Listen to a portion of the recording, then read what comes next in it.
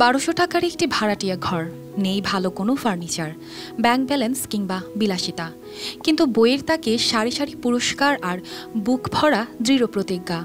বাবা একজন বাস চালক। প্রতিদিন রাস্তায় জীবন কাটানো এই মানুষটির নিত্যদিনের স্বপ্ন দারিদ্রতার বিরুদ্ধে লড়াই। সেই অভাবের সংসারের সংকীর্ণ গণ্ডি পেরিয়ে মেয়ে সীমা জায়গা করে নিয়েছে মেডিকেলে। এ যেন শুকনো ডালেই নতুন কুড়ি। টাঙ্গাইলের মির্জাপুর উপজেলার হাড়ভাঙ্গা গ্রামের সীমা বেড়ে উঠেছেন এক অসাধারণ পরিবারে। বাবা আনিসুর রহমান বাস চালক হিসেবে সংসার চালাতেই হিমশিম খান। ১২০০ টাকা ভাড়ার আধা পাকা একটি টিনের ঘরে থেকেই প্রতিদিনের লড়াইটা যেখানে ছিল টিকে থাকার, সেখানে মেয়ের স্বপ্নের পথে দেয়াল তুলতে দেননি বাবা। আমি একজন ড্রাইভার। আমার মেয়ে ছোটোবেলা থেকে মেধাবী ছিল। তখন থেকে আমার ইচ্ছা যে আমার মেয়ে ভালো একটা কিছু করবে।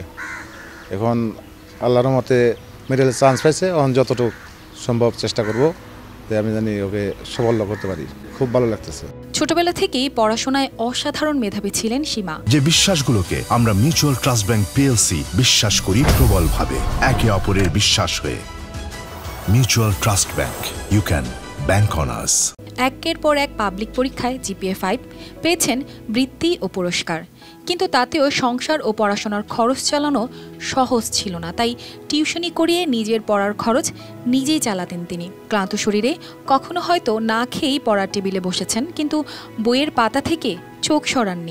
সে বলছে যে ছেলে বাবু হয় নাই, তোমার ভবিষ্যৎ কি? আমার ভবিষ্যৎ আমার মেয়ে। সবসময় আমার আল্লাহর কাছে আমি রাখছি, আল্লাহ তুমি ওরে দিয়ে আমার মুখ একটু উজ্জ্বল করো। আমি একবারে কি কম, আল্লাহ আমার সর্বশ্রেষ্ঠ এখন বানাইছে। আমি আর কি কম আল্লাহর কাছে। যে সময় 2 দিন রেজাল্ট করলো, যে রেজাল্ট দিতে দেরি হইব, আমার আল্লাহ ছাড়া আর কোনো আসাল না। খালি কইছে আল্লাহ আমার যদি কেউ কয় যে অতি যে পায় নাই, আমি তো ঘরে থেকে বাইরে হারাম না, আমি কান্নাকাটি করুম। ওর আব্বু কয় কে তুমি এত কান্নাকাটি করবা কে, মনের সবুর দিবে। পরে যখন শুনলাম আল্লাহ ছাড়া আর কেউ কয়ে হারবো না, যে কতটা খুশি হয়েছে, খুশি ঠেলা কান্নাকাটি করছি। এবারের মেডিকেল ভর্তি পরীক্ষায় সীমা পেয়েছেন 80.75 নম্বর, যা তার স্বপ্ন পূরণের প্রথম ধাপ। এই সাফল্যে শুধু পরিবার নয়, উচ্ছ্বাস ছড়িয়ে পড়েছে পুরো এলাকায়। অনেকেই তাকে নিজেদের অনুপ্রেরণা হিসেবে দেখছেন। আমরা খুব খুশি, মানুষের সেবা করা হারে সব কিছু করতে পারে আর কি। ও খুব কষ্ট করে মানুষের এক সেকেন্ডের জন্য ওর দেহি নেই বাইরে, খালি দেখছি বই নিয়ে বই থাকছে, খালি দেখছি বই নিয়ে বই থাকছে। যখন আসছি আমি খালি দেখছি আর বই নিয়ে বই। ম্যাডাম পড়াশোনা করে ডাক্তারের চান্স পেয়েছে, আমরা চাই ম্যাডামের স্বপ্নটা পূরণ হোক। আমার অনেক ভালো লাগতেছে ম্যাডাম চান্স পেয়েছে। আমি ম্যামের মতো বড় হয়ে ডাক্তার হতে চাই। সীমা বলেছেন তার লড়াই এখনও শেষ হয়নি, সামনে আরও অনেক পথ পাড়ি দিতে হবে, কিন্তু বিশ্বাস আছে মেধা, পরিশ্রম ও মানুষের ভালোবাসার শক্তি তাকে তার লক্ষ্যে পৌঁছে দেবে।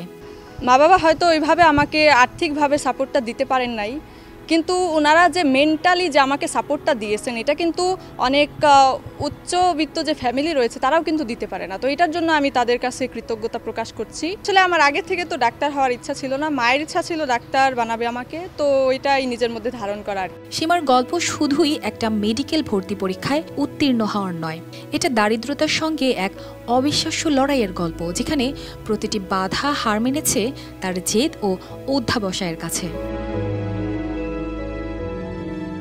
News desk, RTV।